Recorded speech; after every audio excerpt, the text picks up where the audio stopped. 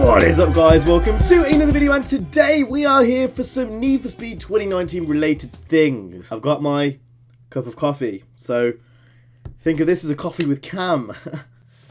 Got him. Anyway, today, we're going to go ahead and talk about Need for Speed 2019, because earlier on today on the Need for Speed subreddit, I saw this. Need for Speed 2019 leak, Need for Speed 2019 real, Need for Speed 2019 hype. Well, my friends, I'm here to burst your bubble, because this leak, if you see it anywhere, it doesn't matter if you see it on Reddit or Twitter, whatever, this is fake. Now, I'm going to give a few reasons to why it's fake, and another few kind of speculative reasons why I think it's fake, and then also what I actually think will be real, because there's a lot to talk about here. A lot to unravel that we haven't really talked about on the channel because I haven't really had a chance. So we're going to talk about that all in today's video. First problem with this is that basically the image is not from a Need for Speed. I've got a real runny nose today. I'm going to run my nose. It's actually this image just flipped, reversed, and photoshopped. And obviously this is on Rush. Like, if you look closely now, you'll be like, ah, I understand. I'm looking at it here, and it's quite obvious. You can see the kind of arrow thingies and then the rim and stuff. That is literally that just flipped around, and then he's done a little bit of bits and bobs. I'm pretty sure I can make this in Photoshop myself, at least the color without the EA text. I mean, I could do it with the EA text as well if I had the font. Maybe I might do that now in like a little time lapse so you guys can see how easy this really is. It's really not hard to do. Like, you just gotta copy and paste it. Obviously, the thing you're seeing right now, it's kind of sped up, and I've kind of rushed it a little bit, but you can see how easy this is to make. It's not hard. So that's number one, is that this is fake. It's not real. Number two, the tweet says in a couple of days, strap your seatbelts in because we've got something interesting coming. That's very much like me just paraphrasing it because I don't speak German, and Google Translate might be wrong in that, but like, I'm just going off that for now. When obviously EA plays in a month's time, if this is a thing where like the tweet has just come out a month before, it still doesn't make much sense to me, because today's the 7th. A few days isn't tomorrow, that's the day after, so it just doesn't make that much sense logically. And finally, and this is something I kind of want to touch on because I know a lot of people have been talking about this recently in the community. Theo made a video about EA Play. He made a video about why Need for Speed may not be turning up at EA Play at all, and it's something I kind of want to bounce off because we're going to be seeing a lot of this kind of stuff, I can imagine, going into EA Play. EA Play is going to be a really weird conference because it's split up into multiple conferences. It's not just one conference. And the thing is with that is obviously Sony aren't at E3 this year. Microsoft are going to be there with a big presence only because Sony aren't there.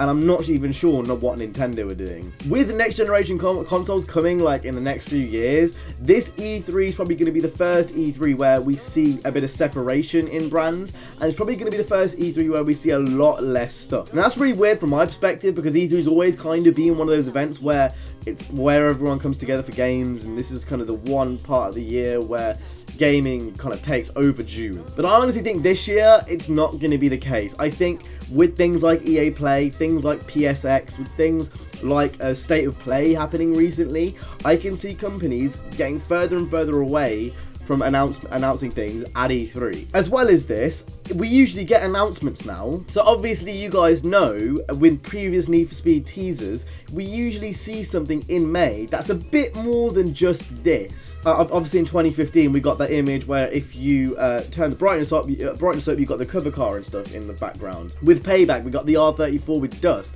I just can't see that being the teaser.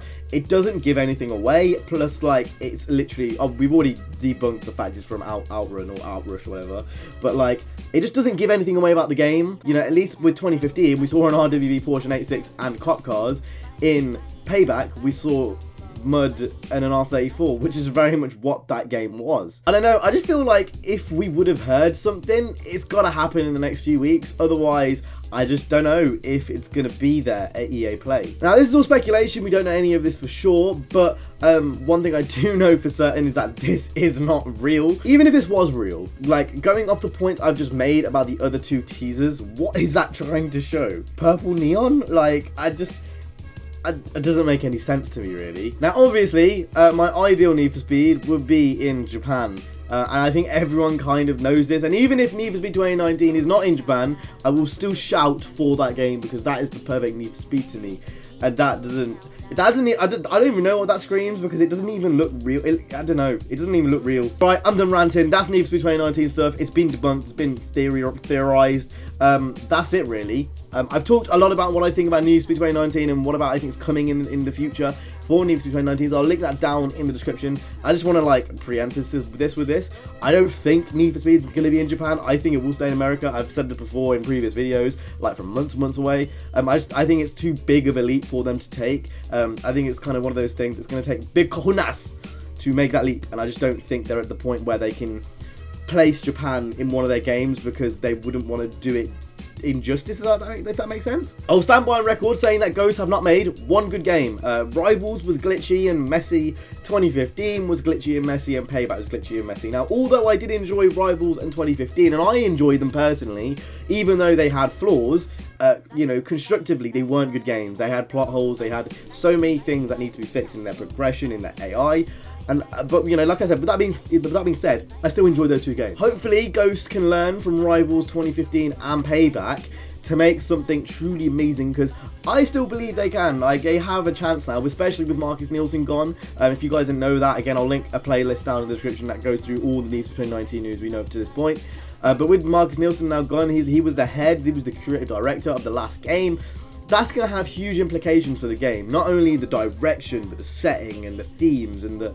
Hopefully we can just get back to 2015, basically. Hopefully we can just knock out Payback and we can kind of put that behind us and not worry about that too much, and we can get on with the future, which was 2015, at least for me anyway, because Payback just didn't really have an identity. 2015 clearly had an identity. Hopefully we can get back to that identity. But that's it from me. I'm rambling on now. I don't want to go on for too much longer. Like and subscribe for more Need for Speed things. I will see you tomorrow. I actually know what video I'm doing tomorrow. It's a really, really cool idea. Community-oriented video around you guys. So stay tuned for that tomorrow. But that's been it for me today. I hope you guys enjoyed. If you did, make sure to go ahead and like, subscribe. I'll see you guys in the next one. You guys have been awesome. Stay safe and peace.